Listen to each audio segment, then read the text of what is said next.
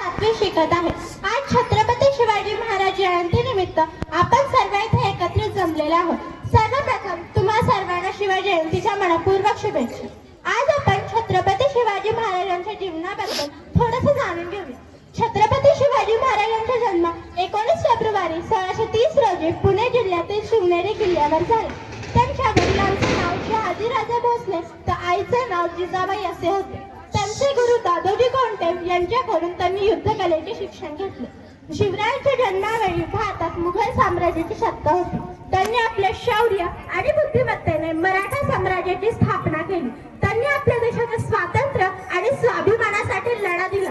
त्यांच्या जीवनातून अनेक संकट व अडचणींचा सामना केला, पण त्यांनी कधीच हार मानली नाही।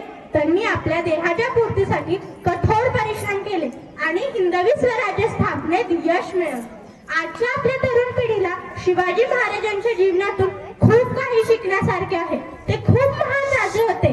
त्यांनी अमावस्येसारख्या तिथीला युद्धाचे रणशिंग फुंकले आणि अनेक मोहिमा यशस्वी केल्या। त्यांचा दृढ विश्वास आणि आत्मविश्वास वाखाणण्याजोगा होता।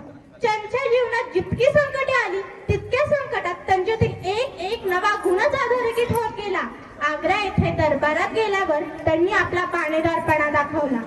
त्यांनी तिथून स्वतःची सुटका तर करून घेतलीच, पण शंभू राजांचा जीव वाचवण्यासाठी त्यांनी शंभू राजांच्या मृत्यूची अफवा पसरवली। शत्रू काय विचार करत असेल ह्याच्या 1000 पावले पुढे जाऊन ते विचार करायचे।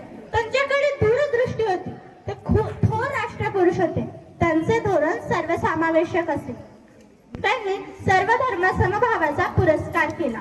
महाराजांच्या पदरात मावळ्यांसारखे हिरे होते, कारण महाराज रत्नपारखी होते। तानाजी मालुसरे, बाजी प्रभू देशपांडे, शिवा कशीच यासारख्या मावळ्यांनी त्यांच्यासाठी आपले प्राण दिले। मावळ्यांच्या मनात महाराजांची प्रतिमा त्यांच्या सहवासातून बनली होती। महाराजांच्या देहबोलीतून स्वराज्यासाठी तळमळ आणि स्वातंत्र्याची निकड जाणवत असे।